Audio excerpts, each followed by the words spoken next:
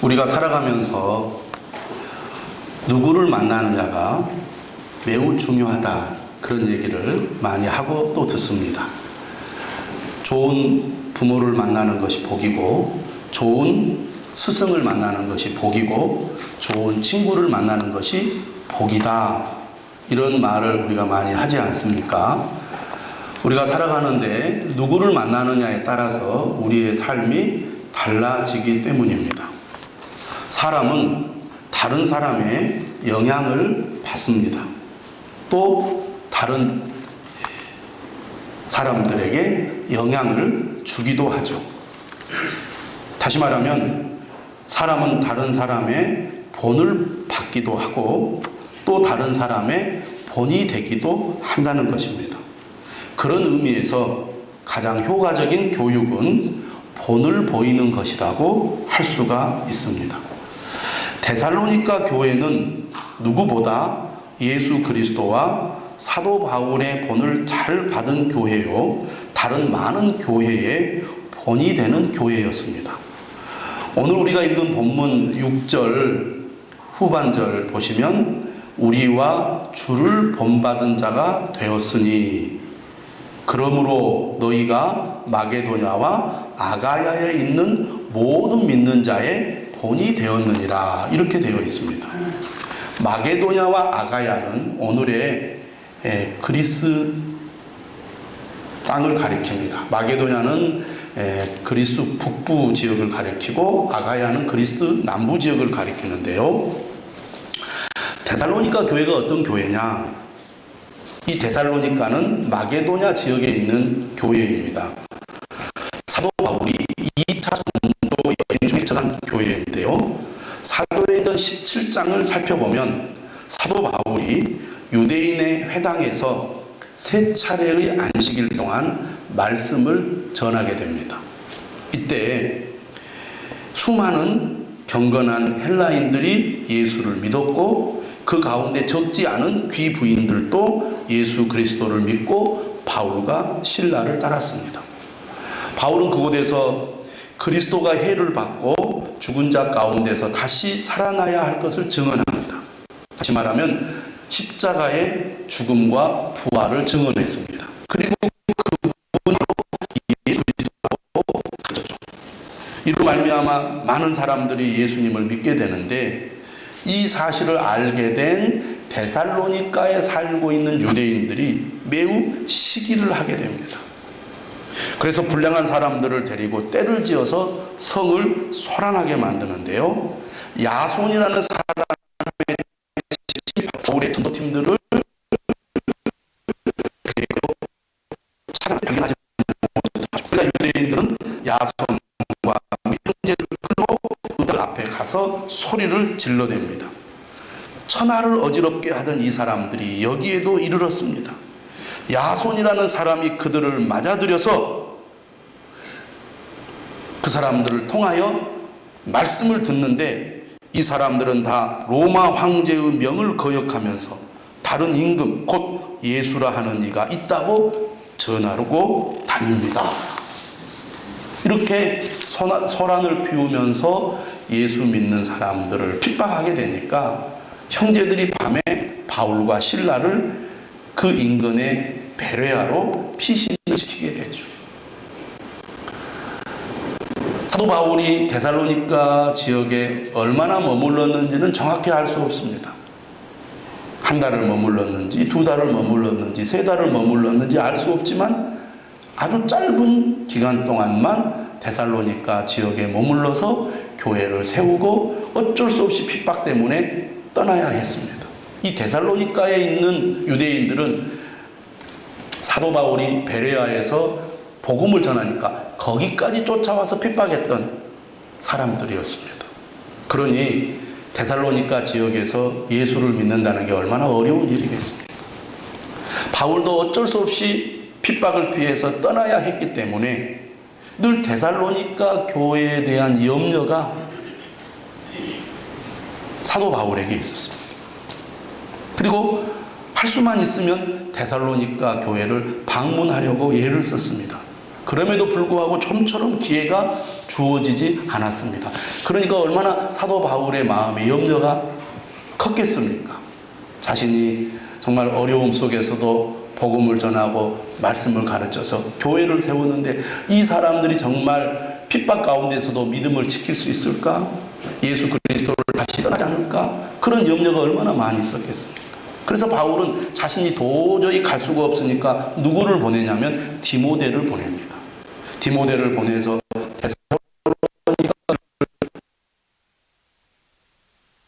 디모데를 통해서 데살로니가에 주게 됩니다.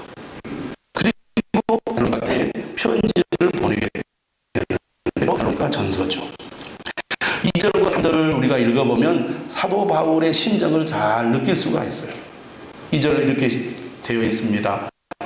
우리가 너희 모두로 말미암아 항상 하나님께 감사하며 기도할 때 너희를 기억함은 너희의 믿음의 역사와 사랑의 예수 그리스도에 대한 소망의 인내를 우리 하나님 아버지 앞에서 끊임없이 기억하매니 하나님의 사랑하심을 받은 형제들아 너희를 택하심을 아노라. 데살로니가 교회는 하나님께서 사랑하는 교회라는 거예요. 데살로니가 교회의 성도들은 하나님께서 사랑하시는 성도들이라는 겁니다. 그리고 너희들은 하나님이 택하신 주의 자녀다라고 강조를 합니다. 데살로니가 교회의 성도들에 대한 그 마음이 얼마나 간절하고 또 뜨거운지를 느낄 수가 있습니다. 그런데 2절과 3절을 보면 사도 바울이 너희 모두로 말미암아 항상 하나님께 감사한다 이런 표현을 씁니다. 바울은 디모데를 통해서 데살로니가 교회 성도들이 믿음의 뿌리를 내리고 환난 속에서도 흔들리지 않는 신앙생활을 하는 그 소식을 듣고 매우 감격하고 있었다는 것입니다. 다시 말하면 걱정을 많이 했는데 걱정과는 달리 오히려 예수 그리스도를 잘 믿으니까 바울이 너무너무나 기뻤다는 거예요. 데살로니가 교회는 어떤 교회입니까? 어린 교회입니다. 어린 교회. 그러니까 예수 믿는 지 얼마 되지 않은 교회예요. 그런데 이들이 누구보다도 믿음의 본이 되어서 이 아가야와 마게도냐 지역의 많은 교회들에게 본이 되고 있는 겁니다. 예수를 믿으려면 데살로니가 교회의 성도들처럼 믿어야 돼. 이런 교회였다는 겁니다. 8절을 보니까 이들의 믿음의 본이 어디에까지 이 소문이 퍼지냐면 마게도냐와 아가야에만 들릴 뿐 아니라 하나님을 향하는 너희 믿음의 소문이 각처에 퍼졌다 이렇게 말하고 있습니다. 그러니까 좋은 소문이 난다는 것은 그만큼 이 데살로니가 교회 성도들의 믿음이 특별했다는 것입니다. 지금처럼 무슨 신문이 있는 것도 아니고 뭐 전화가 있는 것도 아니고 인터넷이 있는 것도 아니잖아요. 데살로니가 교회를 어떻게 특징 짓냐면 사도 바울은 3절에서 이렇게 얘기해요. 믿음의 역사, 사랑의 수고, 소망의 인내가 있는 교회다. 은혜의 그 뭐라 그럴까요? 세 가지 요소. 믿음, 소망, 사랑. 사도 바울이 고린도전서 13장 13절에서 믿음, 소망, 사랑 이것은 항상 있을 것인데 그 중에 제일은 사랑이라. 사랑을 얘기하면서 믿음, 소망, 사랑 얘기하지 않습니까? 사도 바울이 여러 곳에서 이 믿음, 소망, 사랑을 얘기하는데 오늘 본문에서도 데살로니가 교회가 믿음의 역사, 사랑의 수고, 소망에 있는 교회, 소망의 인내가 있는 교회라고 말합니다. 믿음의 역사라는 것은 바로 믿음의 행위, 믿음의 활동을 말합니다. 그들은 하나님의 말씀이라면 누가 뭐라고 해도 말씀을 따르고 지키는 일에 있어서 열심을 냈다는 겁니다. 또 형제들을 사랑하고 또 전도자들을 섬기는 일에 그들의 수고를 아끼지 않았다는 것이고 환난 속에서도 그들이 인내하면서 소망 가운데 믿음을 지키는 그런 삶을 살았다는 얘기입니다. 이처럼 믿음의 역사, 사랑의 수고, 소망의 인내를 가진 모범적인 교회가 될 수 있었던 이유, 그들이 예수 그리스도를 믿은 지 얼마 되지 않았음에도 불구하고 많은 성도들에게 본이 될 수 있었던 그 비결이 어디에 있었는가? 오늘 본문은 두 가지를 얘기합니다. 첫째는 바울 때문이었다고 말합니다. 5절 한번 보시기 바랍니다. 5절에 이는 우리 복음이 너희에게 말로만 이른 것이 아니라 또한 능력과 성령과 큰 확신으로 된 것입니다. 우리가 너희 가운데 너희를 위하여 어떤 사람이 된 것은 너희가 아는 바와 같으니라. 사도 바울이 데살로니가에 가서 복음을 전할 때 어떻게 전합니까? 말로만 이른 것이 아니라, 다시 말하면 복음의 진리를 말로 전하잖아요. 논리를 가지고 왜 예수 그리스도를 믿어야 하는지, 하나님은 어떤 분인지 말로 복음을 전했습니다.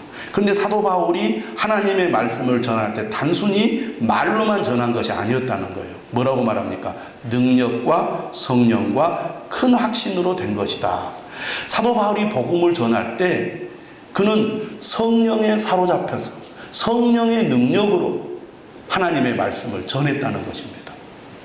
여러분, 지식을 전달하는 것도 상당한 파워가 있지만 하나님의 말씀이 성령의 능력을 힘입어서 전달될 때 듣는 자들이 지식으로 받아들인 것이 아니라 확신으로 받아들인다는 것입니다. 아, 하나님은 살아계시는구나. 예수 그리스도께서 우리를 위해 죽으시고 부활하셨구나. 그분만이 우리의 진정한 주님이요 구원자시구나라는 것을 마음 깊이 확신하게 만드는 것은 성령의 능력이었다는 것입니다. 그러니까 바울이 복음을 전할 때 그저 어떤 가르치는 그런 전달자로만이 아니라 뜨거운 사명감과 성령에 사로잡힌 능력으로 마음을 쏟아서 복음을 전할 때, 그리고 그가 간절한 마음으로 기도하고 또 성령의 충만함을 받아서 그들이 복음을 전할 때 정말 이 데살로니가 교회 성도들이 바울이 전한 복음을 듣고 은혜를 체험한 것입니다.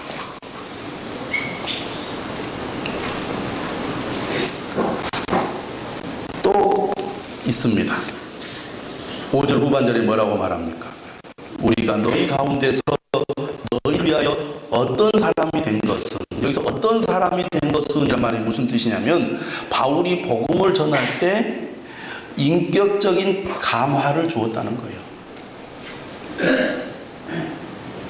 여러분, 사람이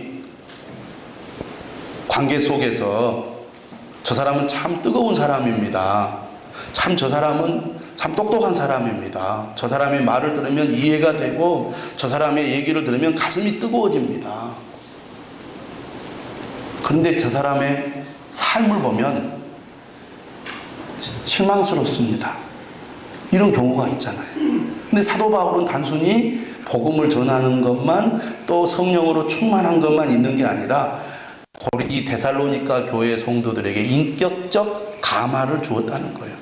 아, 예수 믿는 사람은 저렇게 사는구나. 복음을 전하는 사람은 저렇게 사는구나라는 것을 배웠다는 거예요.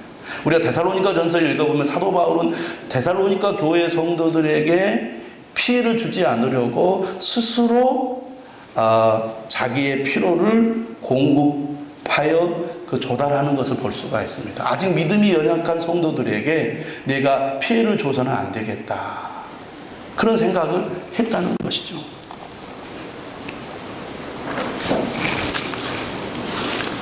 이처럼 사도 바울의 본이 되는 모습, 그리고 성령의 능력으로 하나님의 말씀을 전하는 그 열심으로 말미암아 데살로니가 교회 성도들이 비록 예수 그리스도를 처음 믿고 오래되지 않았지만 빠르게 그들의 신앙이 뿌리를 내리고 성장하게 된 그런 원인이 되었습니다. 두 번째로 데살로니가 교회가 믿는 자의 본이 된 그 이유는 데살로니가 교회 성도들에게 있습니다. 6절 이렇게 말씀합니다. 또 너희는 많은 환난 가운데서 성령의 기쁨으로 말씀을 받아 우리와 주를 본받은 자가 되었으니. 데살로니가 교회 성도들은 어떤 사람들이었는가? 많은 환난 가운데 있었다는 것입니다. 여러분, 성경 말씀 데살로니가전서 2장 14절 후반부에 보면 이렇게 되어 있습니다. 그들이 유대인들에게 고난을 받음과 같이 너희도 너희 동족에게서 동일한 고난을 받았느니라. 다시 말하면 사도 바울이 복음을 전할 때부터, 그리고 사도 바울이 떠난 이후에 데살로니가 교회 성도들이 믿음을 지키고 교회를 섬기는 가운데서도 많은 어려움을 겪었다는 겁니다.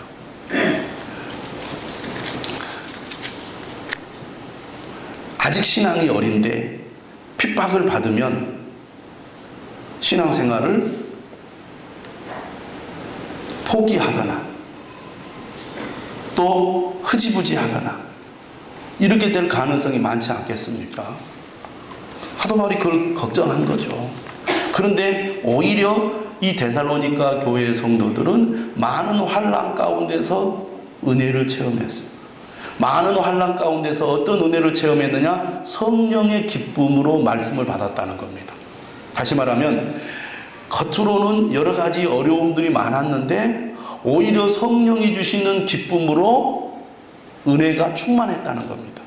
이 말씀을 통해서 우리가 무엇을 깨닫게 되냐면, 사람들은 의외로 평안하고 안정된 환경 속에서 은혜를 받고 믿음이 성장하기보다는 삶이 힘들고 어려운 조건에서 오히려 은혜를 받고 믿음이 성장하는 경우가 많다는 얘기입니다. 여러분도 실제로 그러지 않습니까? 여러분 언제 더 하나님을 더 간절히 의지하고 하나님을 가까이 했습니까? 힘들고 어려울 때, 고난이 있을 때, 삶에 문제가 있어서 내 힘으로 어떻게 잘 되지 않을 때, 그때 더 하나님을 찾고 의지하잖아요. 그런데 그때 하나님을 의지할 때 하나님께서 우리에게 어떤 은혜를 주시냐면 내적인 기쁨을 주세요. 지금 내 삶의 환경은 어렵고 힘든데 그럴 때 주님을 찾고 주님께 기도하고 주의 말씀을 가까이 하면 정말 세상이 줄 수 없는 그 이상한 마음의 평안을 하나님이 주세요. 힘들고 어려울 때 우리가 마음속에 나를 위로하시는 하나님의 음성이 들립니다. 내가 너와 함께 하겠다. 내가 너를 꼭 붙들리라. 어떤 일이 있어도 내가 너를 놓지 않겠다. 내가 너를 지켜주겠다. 이런 주님의 그 마음을 우리가 느끼게 될 때가 많습니다. 그런 의미에서 신앙생활이라는 것은 오히려 환난 가운데서 더 믿음의 뿌리를 깊게 내리게 된다는 얘기입니다. 여러분 지금 현재의 삶이 힘들고 어렵습니까? 여러 가지 많은 문제로 여러분의 마음이 복잡합니까? 사실 그럴 때일수록 우리가 하나님을 더 찾아야 됩니다. 그럴 때일수록 우리가 하나님께 가까이 나가야 된다는 거예요. 어떤 분들은 이렇게 말합니다. 내가 지금 복잡하고 힘이 드니까요, 조금 마음이 좀 정리가 되고 안정될 때 내가 하나님 앞에 나올게요. 예배드리러 나올게요. 이렇게 말합니다. 그런데요, 그런 분들은 오히려 믿음의 뿌리를 잘 내리지 못하는 경우가 많습니다. 진짜로 정말 여유가 생겨서 교회 나오잖아요. 은혜가 잘 안 돼요. 그러다가 또 어려우면 또 다시 하나님을 멀리하게 됩니다. 이게 반복된다고 말해요. 그런데 어려움 속에서 더 하나님을 찾는 사람은요, 진짜 하나님이 나를 사랑하신다는 걸 느끼게 되니까 오히려 더 열심히 하나님을 섬기게 되는 거죠. 데살로니가 교회 성도들은 비록 어린 신앙이었지만 많은 환난 가운데서 성령의 기쁨을 경험했고, 성령이 기쁨을 주시니까요, 어떤 사람이 되냐면 하나님의 말씀을 들을 때 건성으로 듣지 않는다는 거예요. 하나님의 말씀을 들을 때 정말 이 말씀을 사람의 말이 아니라 하나님의 말씀으로 듣습니다. 뒤에 그 내용이 나오잖아요. 데살로니가 교회 성도들은 바울이 전하는 복음을 마치 스펀지가 물을 빨아들이듯이 있는 그대로 잘 수용을 했던 사람들입니다. 그러니까 은혜를 받는 거죠. 환난 가운데서 성령이 주시는 기쁨을 가지고 말씀을 잘 받아들이니까 믿음이 쑥쑥 자라는 겁니다. 여러분 여름에 비가 많이 오면 나무가 얼마나 잘 자랍니까? 그런 것처럼 오히려 이 핍박 속에서 그들이 성령이 주시는 기쁨으로 말씀을 잘 받아들이니까 믿음이 얼마나 잘 자라는지 몰라요. 여러분 신앙생활을 오래 해도 말씀을 잘 받아들이지 않으면 믿음이 안 자라는데요, 신앙생활의 기간이 짧아도 말씀을 받아들이는 그 양이 많으면요 믿음이 쑥쑥 자라게 됩니다. 믿음이 쑥 자라니까 어떻게 됩니까? 흔들리지 않는 신앙의 사람이 되는 거예요. 흔들리지 않는. 그래서 이 데살로니가 교회 성도들은 이렇게 환난 가운데서 성령의 기쁨으로 말씀을 받으니까요, 사도 바울이 어떻게 주님을 믿고 섬기는지가 눈에 잘 들어온 거예요. 은혜를 받으면요, 사람들이, 믿음이 좋은 사람들이 눈에 잘 보여요. 그리고 그런 사람들의 믿음의 삶이 마음에 와닿기 시작합니다. 그리고 나도 저분처럼 예수를 믿어야 되겠다, 나도 저분처럼 교회를 섬겨야 되겠다, 이런 마음이 생기는 거예요.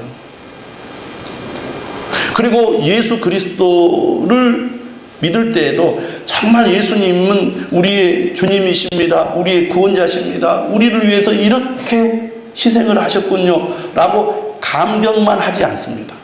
나도 예수님처럼 십자가의 길, 고난의 길을 가야 되겠다, 이런 각오가 생기는 거예요.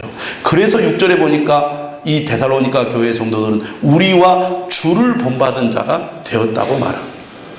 이러니까 마게도냐와 아가야에 있는 모든 믿는 자의 본이 된 것이죠.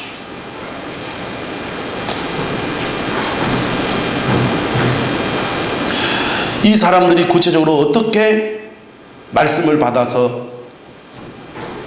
사도 바울과 주님을 본받은 자가 되었습니까? 데살로니가 교회 성도들의 믿음의 삶은 3절에 나오는 믿음의 역사, 사랑의 수고, 소망의 인내입니다. 믿음의 역사란 무엇을 말합니까? 한마디로 믿음의 행위, 믿음의 활동을 말하는데, 그것을 잘 보여주는 구절이 9절입니다. 9절 이렇게 되어 있죠. 그들이 우리에 대하여 스스로 말하기를 우리가 어떻게 너희 가운데 들어갔는지와 너희가 어떻게 우상을 버리고 하나님께로 돌아와서 살아계시고 참되신 하나님을 섬기는지와, 보게 됩니다. 살아계시고 참되신 하나님이 계시는구나. 데살로니가는 매우 발달한 도시였습니다. 로마의 매우 발전된 도시였기 때문에 경제가 매우 활발하고 발전을 했습니다. 그러면 당연히 그에 따라 무엇이 활발하냐면 이 신전이 매우 발달하게 되었습니다. 우상 숭배가 매우 왕성했다는 것입니다. 또 당시에 황제 숭배도 있지 않았습니까? 이처럼 우상을 섬기는 삶이 그 도시의 사람들에게 매우 익숙해 있었다는 것입니다. 그런데 예수 그리스도를 믿게 된 데살로니가 교회 성도들은 깨달은 거죠. 하나님만이 살아계시고 참되신 분이다. 우상은 죽어있는 자요, 우상은 거짓된 것이다. 예수 그리스도를 믿는다는 것은 우상을 버리고 하나님께로 돌아와서 살아계시고 참되신 하나님만 섬기는 것이다. 이렇게 그들은 깨닫고 완전히 180도 돌아서는 그런 결단을 했다는 겁니다. 여러분, 그게 쉬운 것 같아도 어려운 일이에요. 왜냐하면 당시의 삶은 이 종교와 개인의 삶이 매우 밀접했습니다. 예수 그리스도를 믿는다는 것은 당시의 그 지역의 유대 관계가 깨지는 것과 같습니다.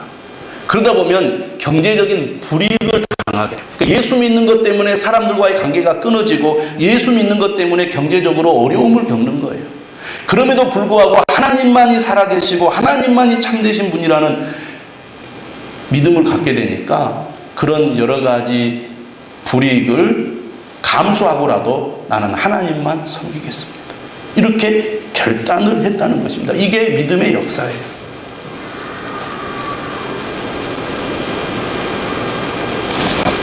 오늘날 우리의 삶에도 얼마나 많은 우상들이 있습니까? 하나님만을 섬기고 하나님만을 바라보고 하나님만을 따라야 되는데, 하나님만이 참되고 하나님만이 살아계시는 분이신데, 오늘 우리에게 하나님이 아닌 다른 것들이 하나님의 자리를 차지하는 경우가 얼마나 많이 있습니까?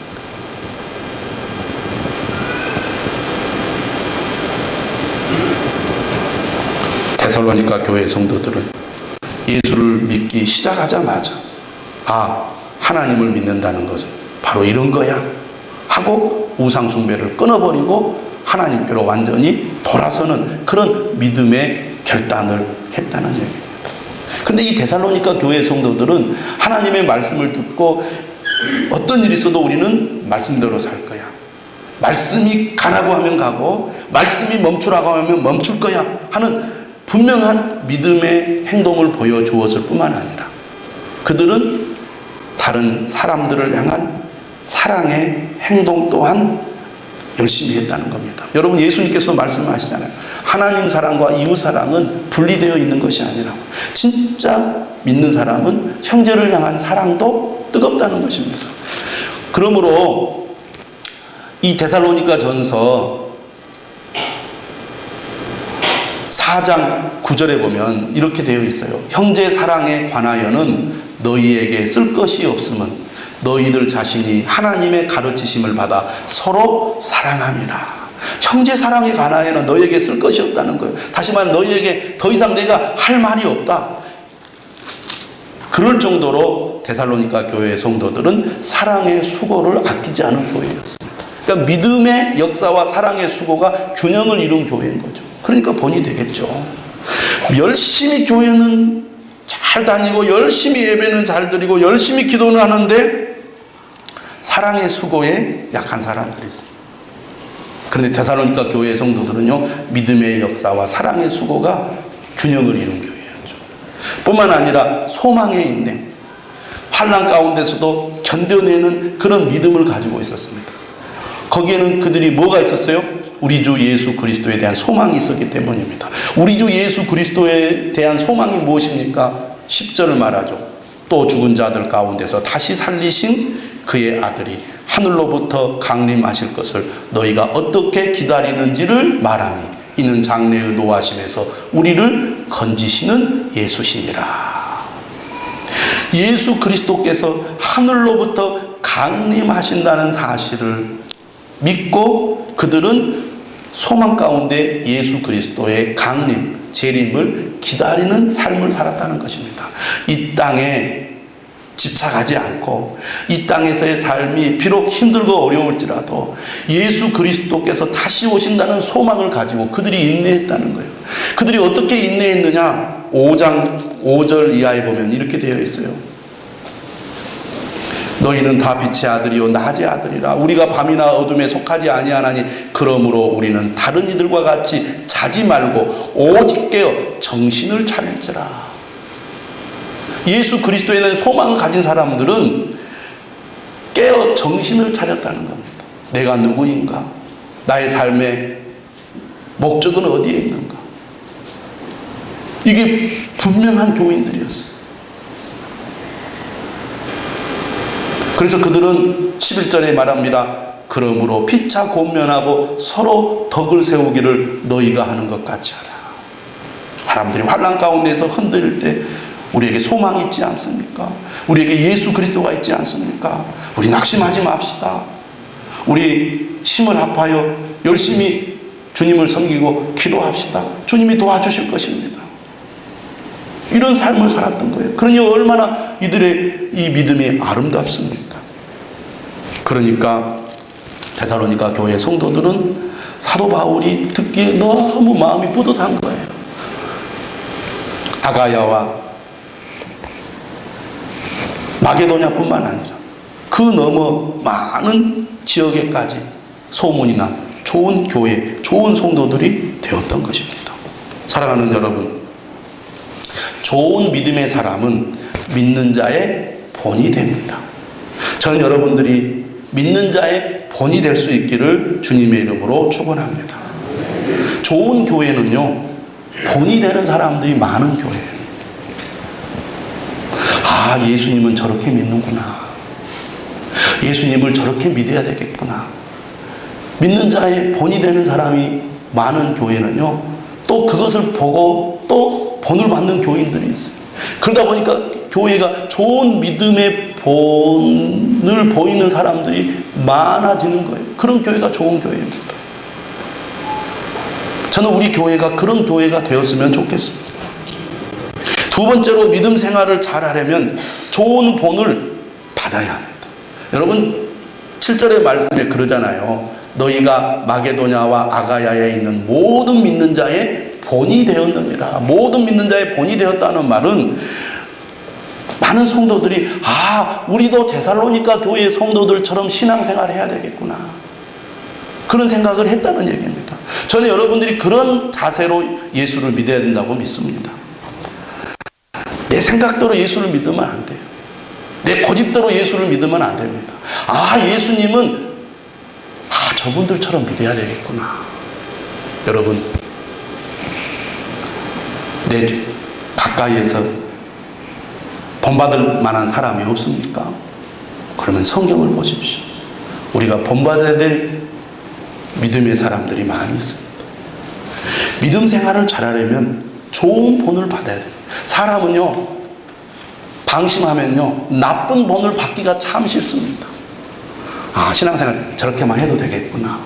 이러다 보면 본이 안 되는 신앙으로 신앙생활을 하기가 좋아요. 믿음 생활은 저렇게 해야 되겠구나. 좋은 본을 본받을수록 나도 모르는 사이에 내가 다른 사람에게 좋은 본이 되는 사람이 됩니다. 우리 교회는 부족한 것이 많은 교회죠. 그러나 우리 교회도 본받을 것이 저는 많다고 봅니다. 제가 이 교회를 처음 부임해서 시작할 때 교인들이 거의 없었습니다. 저는 하나님이 주신 은혜를 따라서 저는 이전에 제가 섬겼던 교회로부터 좋은 본을 받았습니다. 예수님을 저렇게 믿어야 되겠구나. 교회는 저렇게 섬겨야 되겠구나.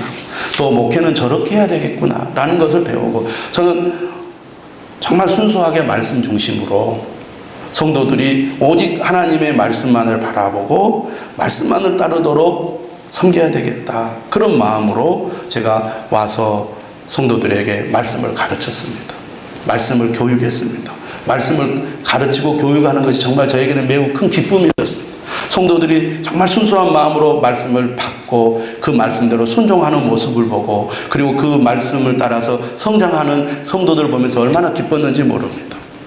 또 저희는 처음부터 열심히 전도를 했습니다. 교회는 복음을 전하기 위해서 존재하는 것이다. 그래서 가가호 방문하면서 가정 복음을 전했습니다. 그래서 예수 그리스도를 믿지 않는 많은 사람들을 교회로 인도했습니다. 어렸을 때 다녔지만 교회를 쉰 분들, 교회를 다녔지만 믿음이 제대로 세워지지 않은 분들, 또 교회를 전혀 다녀보지 못한 분들, 이런 분들을 전도해서 열심히 복음을 전했습니다. 그래서 그분들이 예수님을 믿고 정말 말씀을 배우고 배운 대로 그대로 신앙생활하는 모습을 볼 때 얼마나 기뻤는지 모릅니다. 많은 젊은 사람들이 예수를 믿게 됐습니다. 또 우리가 하나님의 어떤 부르심을 따라서 혁신도시가 세워지는데 우리가 이곳에 교회를 세우고 복음을 전하자, 이렇게 저희들이 결단하고 이 일을 시작할 때 성도들이 모두가 다 반대하지 않고 함께 해주었습니다. 제가 이웃 교회들과 제가 이렇게 교제를 해보면 이쪽으로 오고 싶어도 멀리 떨어져 있어서 교인들이 거기까지 따라오기가 힘드니까 이 결단을 못한 교회들이 여러 교회가 있더라고요. 근데 우리 성도들은 10km 가까이 떨어져 있지만 정말 하나님의 사명을 감당하기 위해서 여러 가지 불편을 감수하고 여기까지 따라왔습니다. 교회가 존재하는 목적이 복음을 전하는 데 있다. 그것을 우리 성도들이 믿고 또 따랐기 때문에 여기까지 와서 교회를 세운 줄로 믿습니다. 나주 지역의 어느 교회도 우리 교회처럼 이곳에 와서 복음을 전하고 교회를 세운 교회가 없잖아요.